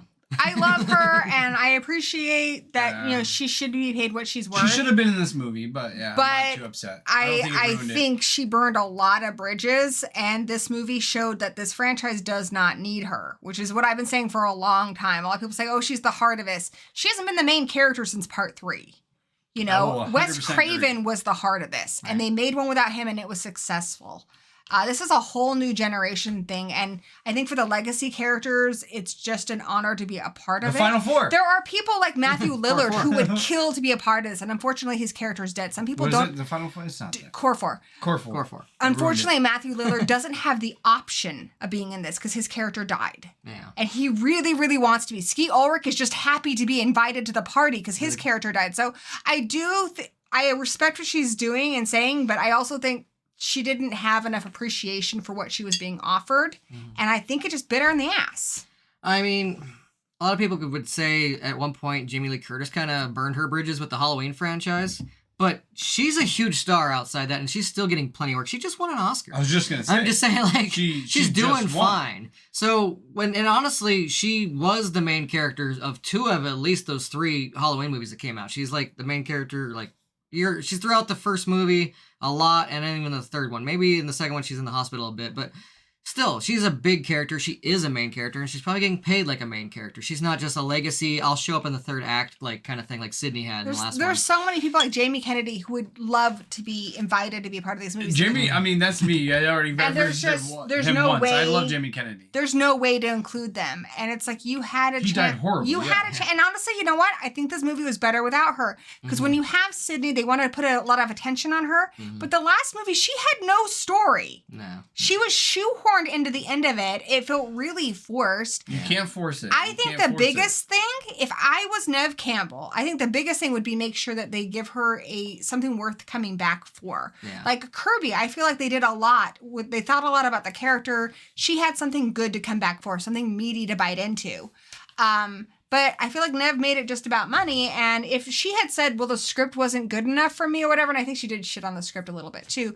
But I feel like she really burned some bridges because there's a lot of people involved in making this movie who wanted her back. You could do a flashback scene where you do, with today's graphics, you could do like de-aging on her, where they did a scene where something and they build more story. Wasn't that. She just wanted there more could have been money. multiple reasons, but as far as what Casteller says, we don't know that Netflix is paying her whatever. It's what she thinks she should be paid for a Scream movie because of what she's brought to the franchise. So depending on how much she's in the movie and how much she wanted, we don't know how fair that negotiation was. We have been given no numbers. She might have been asking for a lot because she's Sidney Prescott. But I think they wanted her in this film. Netflix doesn't have to pay her that much because they're not paying her based on Scream. They're paying her for something different entirely. She also doesn't like horror movies. So I don't know. I don't know what those negotiations are, but I think it's a lot more complicated than the people who are just like, we need to give Neve Campbell buckets of more money are saying. And I think she should have cared more. If she cared enough about this franchise, she would have come back. Courtney Cox came back. She would have at least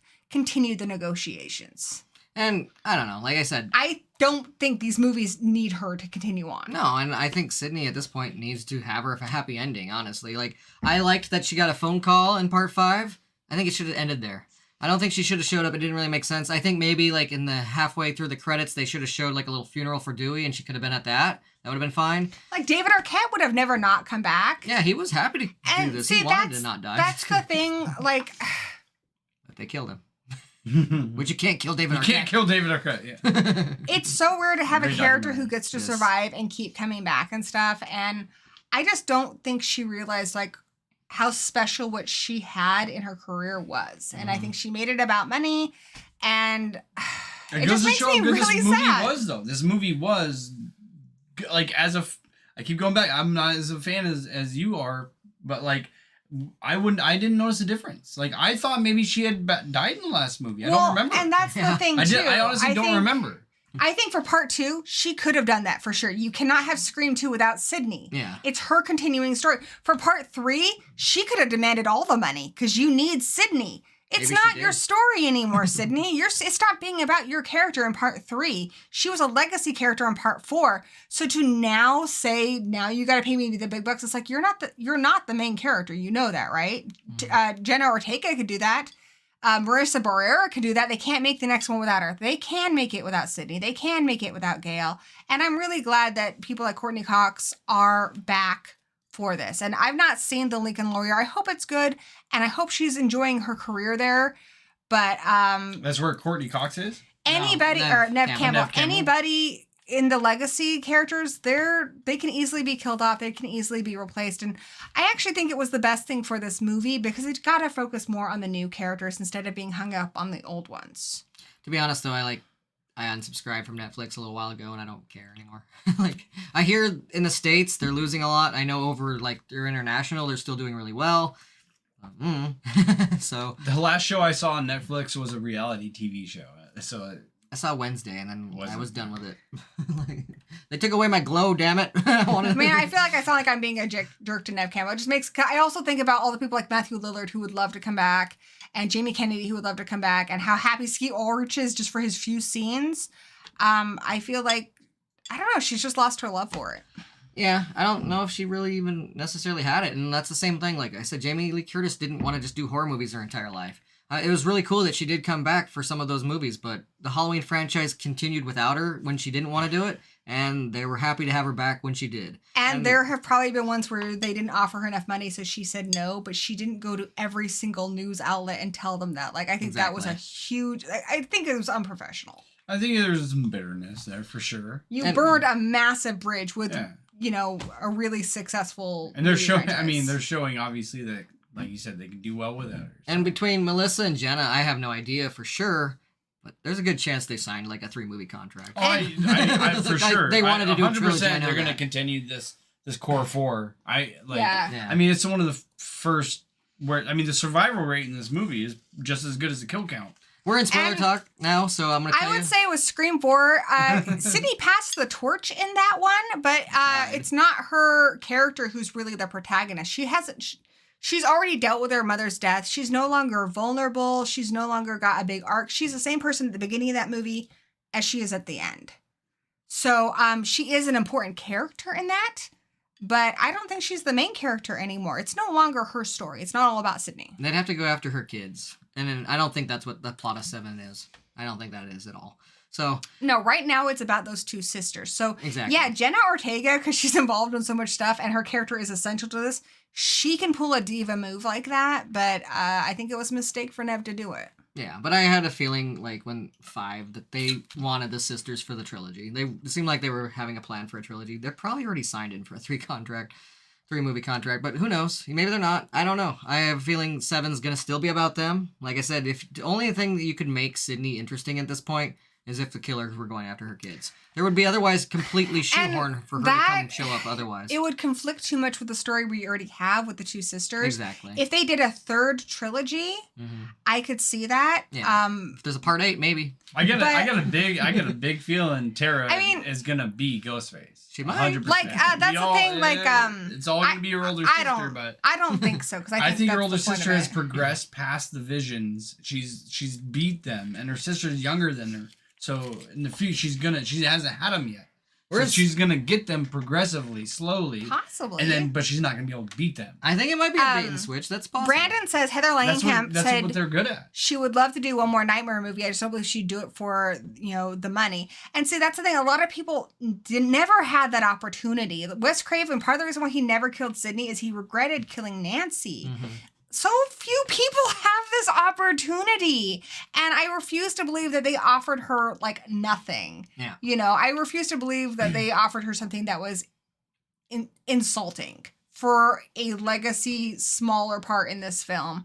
I think it could have been negotiated, but I do think she burned that bridge. And that, as a fan of this franchise, does leave me a little sour. To be honest, though, as long as I'm getting my Roger Jackson, I'm pretty much happy. Yeah, Roger L. Jackson. It just to me, it seems like everybody else here, Courtney Cox, Jenna Ortega, Roger L. Jackson, Skeet Ulrich, are just happy to be here. And they understand that a lot of other people need to get paid, and there is a budget, and they're not making it, just about them. I feel like she just didn't really want to do it. And honestly, I don't think there's much of a story left for Sydney right now unless they bring in something like her children. Yeah, that it would have to go after her kids, but I don't think that's what the next one. Maybe there's a part 8, maybe that's what they'll do.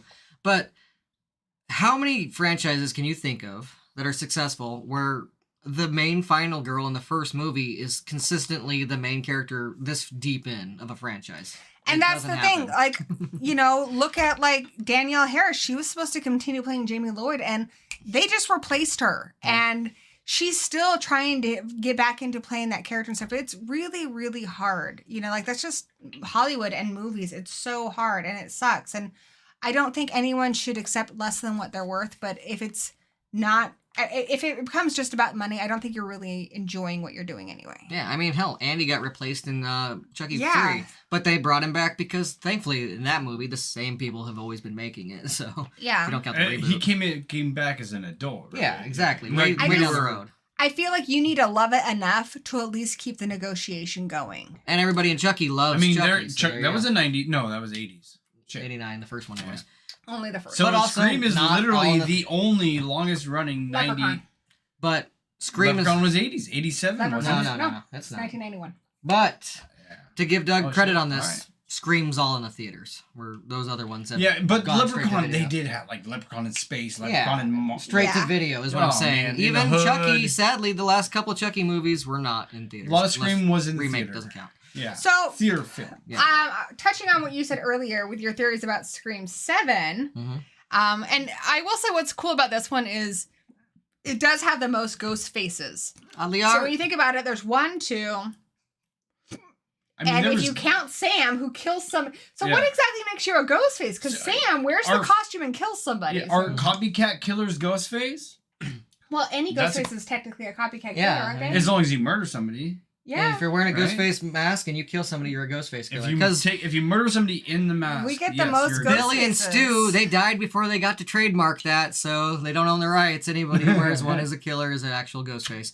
And that's what I want to talk about. This movie threw me for a loop on a lot of things. We're in the spoiler talk now, but what I really wanted, and I said, I love our intense debates. No, what I really wanted, and we talked about in this other streams. What I always say in other streams before this movie came out is what I want is Sam to wear her dad's mask and to kill other Ghostface. And guess what? I got it. It wasn't exactly how I expected to get it. Did you do that little dance? She was wearing straight up her dad's exactly her dad's cloak and mask. So you did get it. Exactly. And she killed other Ghostface. I mean, you could have taken clips from that and put that in the trailer and she would have been the killer. There was a lot of talk about a cult of Ghostface for a lot of people thinking that. I thought that's what this was when they revealed the beginning. Exactly. There's a big reveal in the beginning, and it seemed like there was a little bit. People maybe like cults. It was a small cult, and it got kind of X-dayed right away.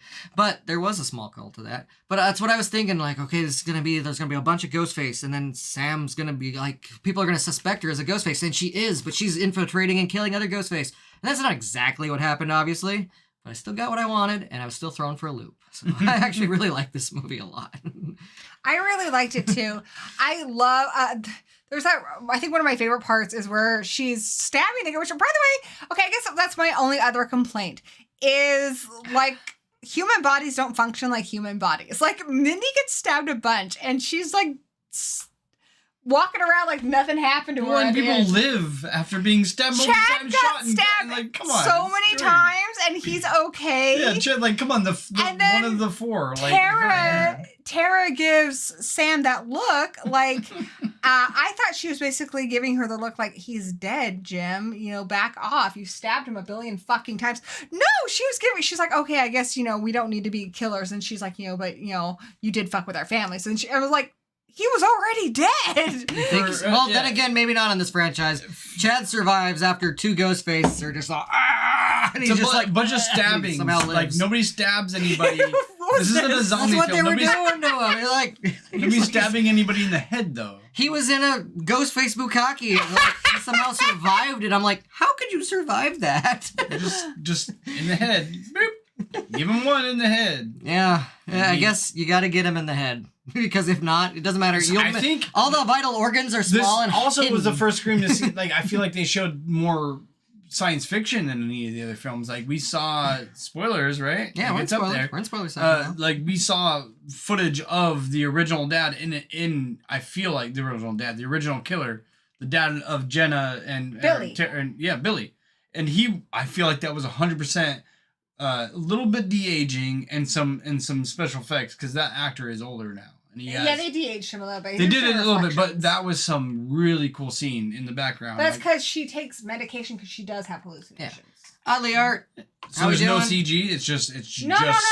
So it is CG. Yeah. I'm saying he's not really back from the dead. She even says that. So it's like she says, but you're just my hallucination. So that's what I think you would say because she's never met him. That's how someone would rationalize a ghost, though. I'm just saying. Yeah. But I mean, anyway, that's what I'm saying. Like, maybe he's literally talking to them and they're hearing it and like. But they think they're crazy because. Yeah. But they think they're crazy. That's like I'm saying. Like, when it comes to fiction, supernatural, he's still alive. It's supernatural. That's what I'm getting at. They also finally address Stu, so I still like to think that Stu's alive too, and they have said no one's gonna say definitively one way or not because anything's possible. You can always find a way to bring someone back. Someone else could take over directing. But I do feel like that part at the end, they address whether or not Stu's alive, and then when Ethan comes back after being stabbed by Tara, and he gets a TV dropped on him, they're basically saying like, well, now he's dead.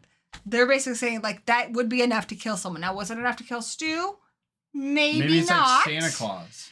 Because this guy had also already... Well, Stu had been already stabbed, too. Stu's stabs were a little more planned. Who knows? It doesn't matter. Regardless, you're never wrong, I think, on that. Like, if you want to believe Stu's eventually going to come back, some director might make part 9 and Stu might come back. I hope he does. But he may never come back. Who knows? After this movie, because I feel like if he was coming back in 7, they would have set it up more. And I feel like, if anything, this movie just said, no, we're not doing that. I think they might have done that, but then again, this movie, it might be a way to throw us off of the next Possibly. movie. It might that's be. what they're good at. They're trying to be like a smaller version of M. Night Shyamalan. There's always red the herrings. king and queen What of twist. Right. Like, they're good at twisting. That's what they're trying to do. Like, every film is like, we're the opposite of what Stu we're gonna has do. divine powers. I agree. I want Stu to come back. I don't care how they make it happen. He was robbed from part 3. Yeah. He was supposed to be the killer in part 3, so therefore he was technically supposed to survive. It's like I was told I was getting a present in the mail and it never came, and part of me is still like, but where is it? Right? Like, it's got to be somewhere. Where did it get delivered? I will Where go find did it. it I will find who go? opened that package and accepted it, and I will steal it out of their house. I used to have this dream all the time, those 100-piece puzzles. I used to have a dream that my closet was filled floor to ceiling. And to this day, I'm always a little disappointed when I open that closet. I'm just saying, Are they when in a a new box? Scream movie... Are they just in pieces? Unopened. No, they're unopened in boxes.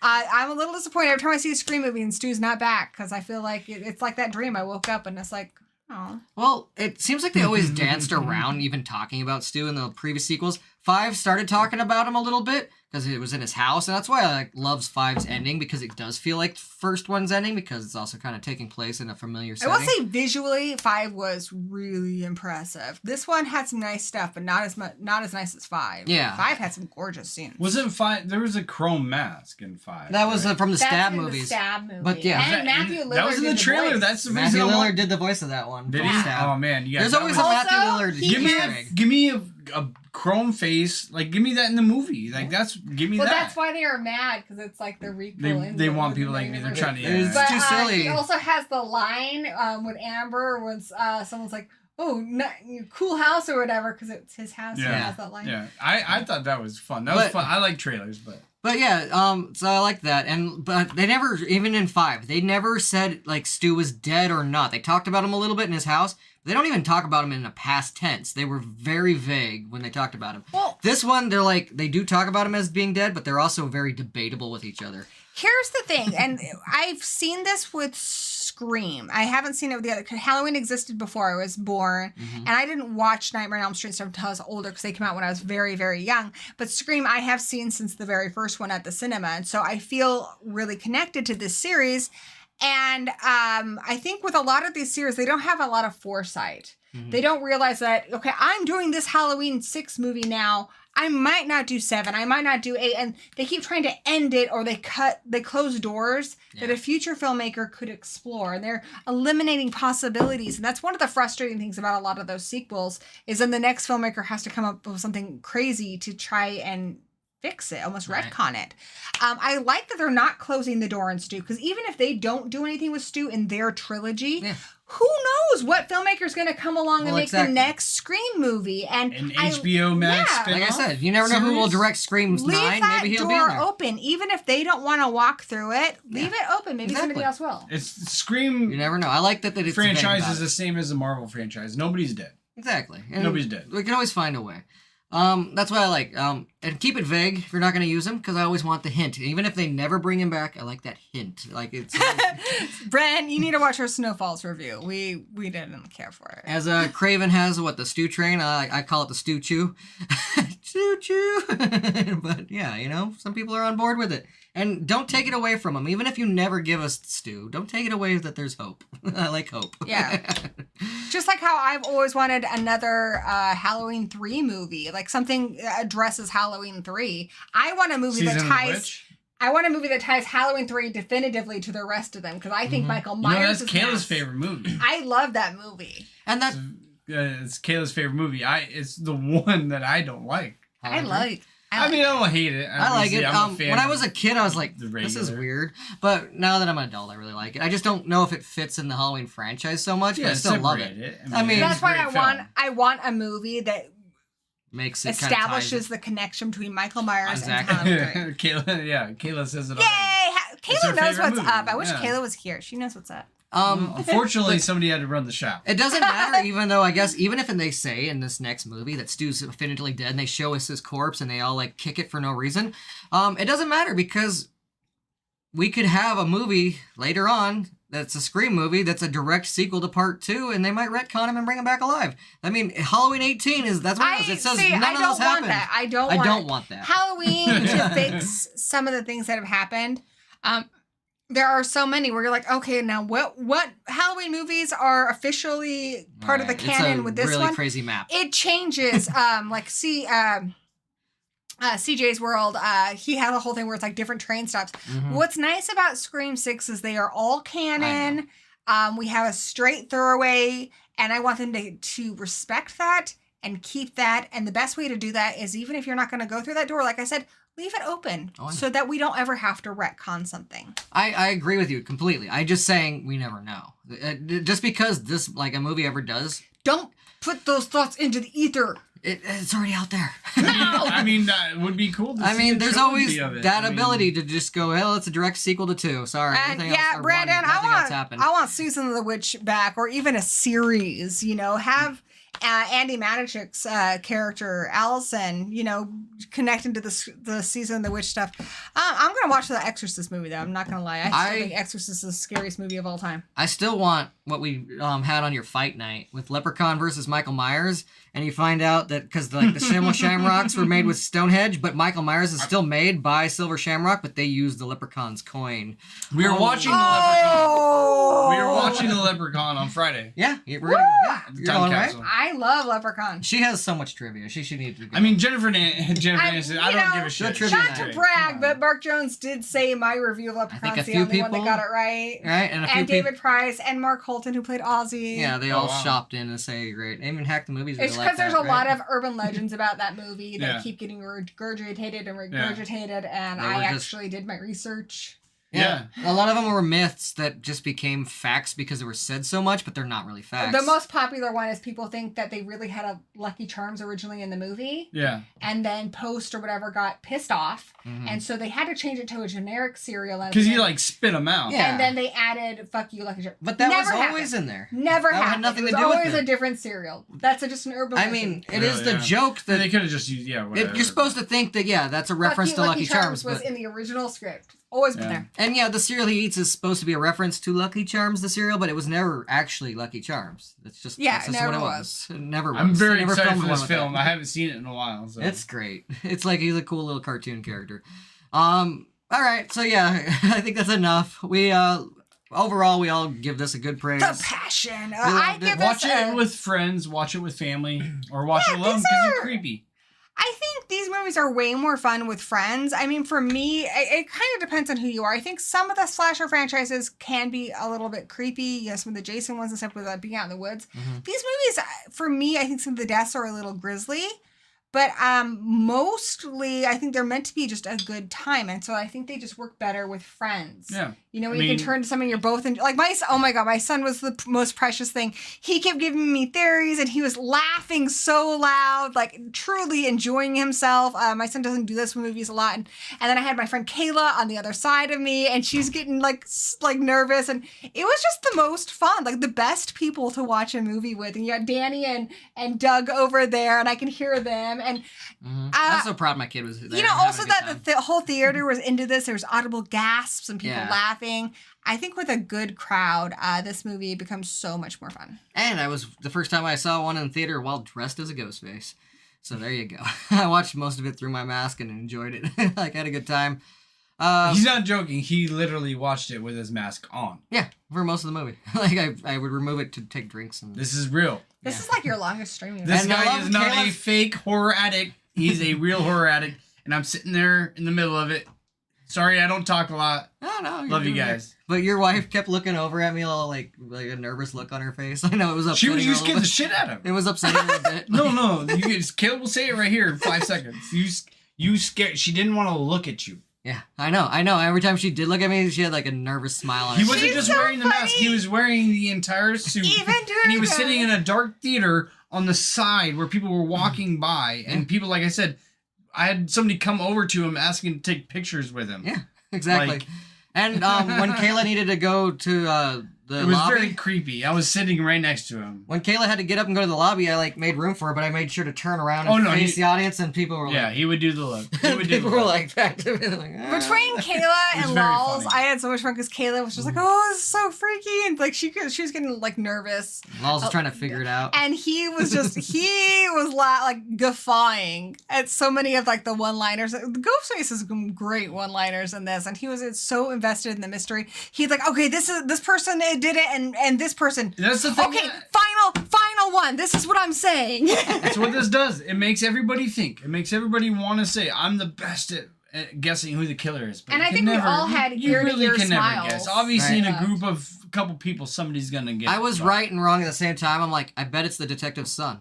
Somebody can I didn't get know who it. his son Somebody was, will and I get was technically it. I mean, right. this- But the detective was very guilty the entire time. See, I here's- thought I suspected him. But Here's the thing with the ending, and spoiler sign is up. I was on Craven's stream, and I unfortunately saw the leak. So, but I'm watching it. Spoiler.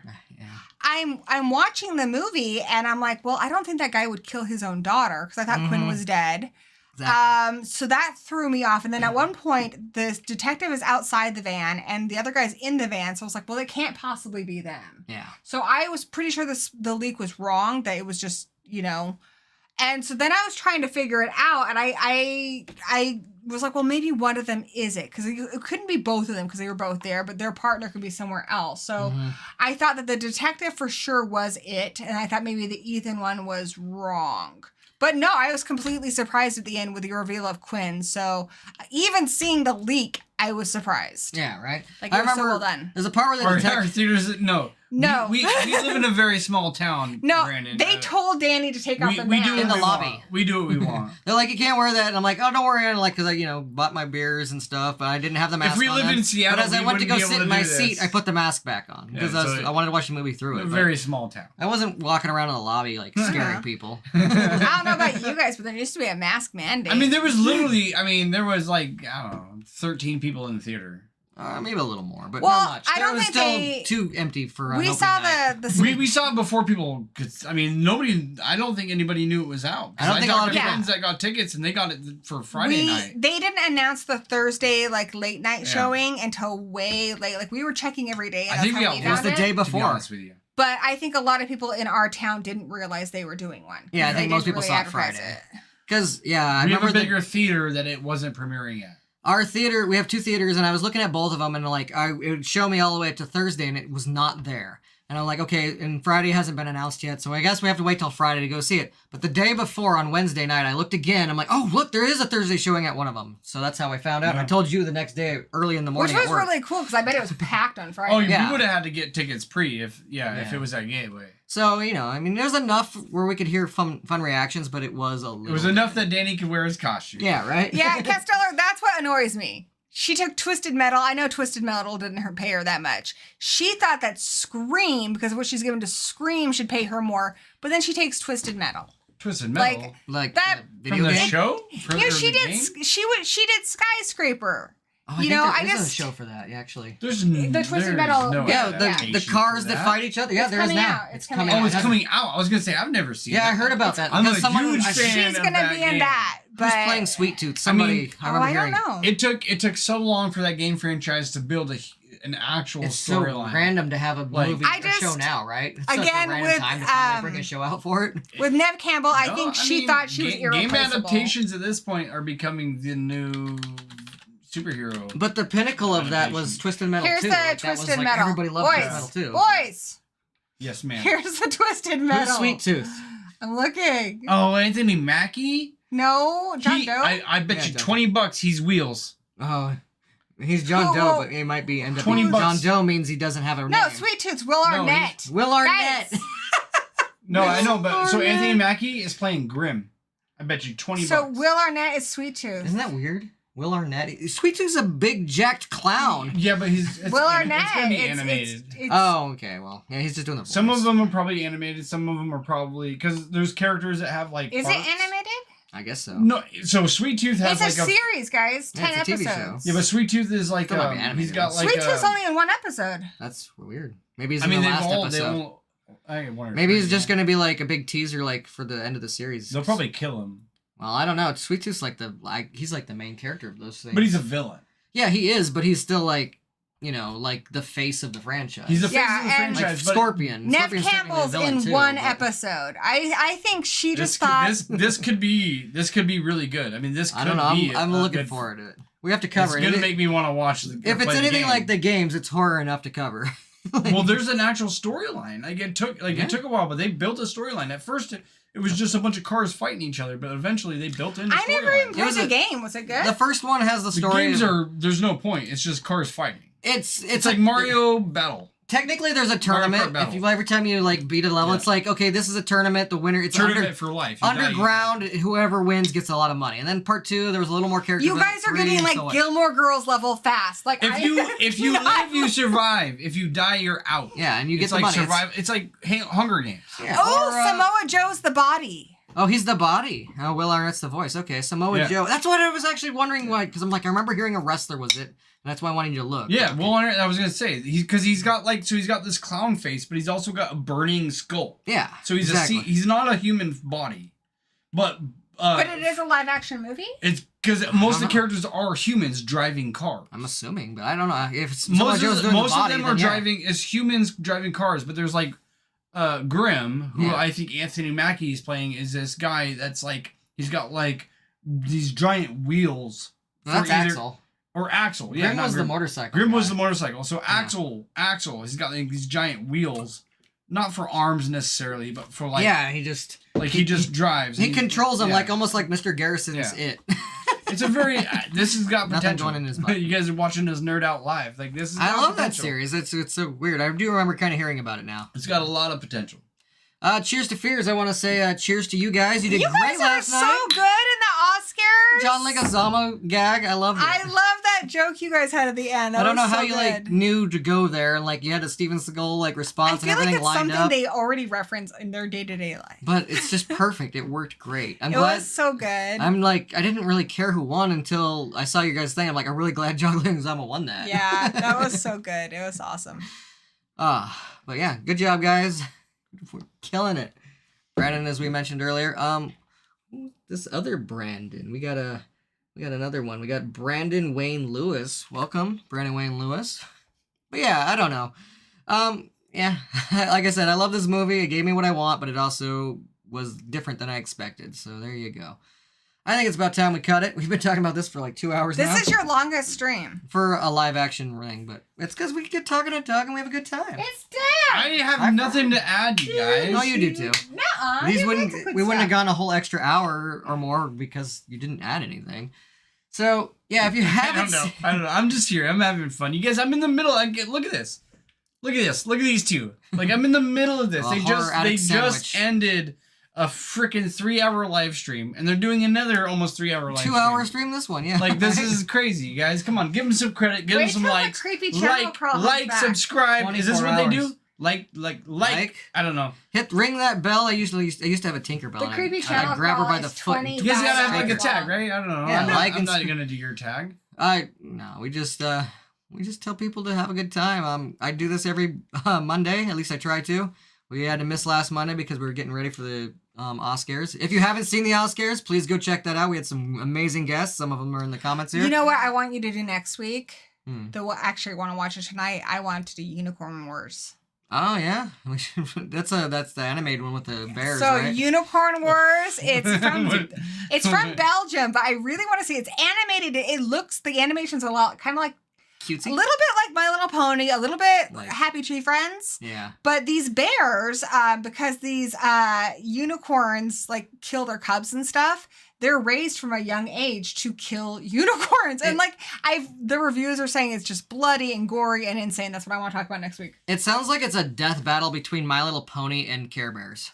That's basically what it's like. They're like that was the concept. But it's like Watership Down, but in pastel Lisa Frank colors. Exactly. It's like what if Lisa the Care Frank is Bears awesome. and My Little Lisa Pony Frank- killed each other? Lisa Frank is amazing. I mean, we need a Lisa Frank animation. Yes. Right? We really do. I'm going to show you the trailer after this. We got to review Winnie the Pooh eventually, too. Is that out? I don't know if it's out on streaming I think it's out yet. at select Well, it's not theaters. just called Winnie the Pooh, is It's it? Blood Winnie the and Honey. Pooh, Blood and Honey. Yeah. Kayla does not approve. I don't know if I approve. I don't know. I don't think it's going to be very good, but I need to still talk about I it. don't think it looks good. Like It doesn't look good. it's supposed to be a real bear, and it's clearly a dude in a mask. Well, I mean, it's supposed to be a real Winnie the Pooh who walks Huggy around Bear, and what's picks up? things up with Come his on, hands. I mean, they're gonna do There's like a Huggy Bear right weird there. I used to version have of a the cat horror, named like, Huggy Bear. Right? And then he's gonna get cut. It's like him and Piglet go on a murder spree, but yeah, they're it's just gonna people be- in bad it's gonna masks. be- We had 3 cats: Starsky, Hutch, and Huggy Bear. Yeah, right? So there we go. Anyways, thank everyone. Connie Cleary, you were amazing last night in the chat. We really appreciate every time you stop in. Cheers to Fears. You guys rock. Connie Definitely gotta Cleary's get a beer great. sometime. Welcome, Kessler Garcia and Brandon Wayne. You're kind of new here, and I appreciate We know it. Brandon Wayne, at least on my channel. I don't see him in the, like my I don't remember Castellar Garcia, but I know Brandon Wayne Lewis. I think he's a little new here. I don't know. But WrestleMania, as he's talking about it, he was talking about earlier, Rey Mysterio going into the Hall of Fame. I think that's Very well-deserved. cool. Well-deserved. Rey Mysterio should be in the Hall of Fame. Yes. All right, so we'll see you next week. Like I said, Brandon says next month for Blu-ray of Blood and Honey. nice. You got anything you want to pitch? What are you doing on your channel? Pitch it. Well, we are going to be having an interruption in our internet, but Doug is gracious enough to let us use the time capsule. So it'll be fun. Hopefully I will Get ready be for doing a my, really fun backdrop. Yeah, the one that I use in the opening credit, like a commercial for here. It'll look really nice. Sunday I'll Black be lights, doing arcades. It'll be fun. Don't even worry about it, Haley. we've been doing the What We Love About series on my channel, Gory B Movie. Oh, yes, Castellar, I've already got it pre-ordered. We've been doing the What We Love nice. About series, and of course, we're going to do Scream 6 this Sunday. I've got special guests coming in. Then we're going to do the Full Moon Fight Night, me and this guy right here. And then Danny's joining me for every single one of my What We Love About series for Evil Dead. We're going to do 1, 2, Army of Darkness, the remake, and Evil Dead Rise. Right, so it'll be good times. All right, I'll see you next week if I don't see all on her channel sooner than that. So there we go. Cut. Cut!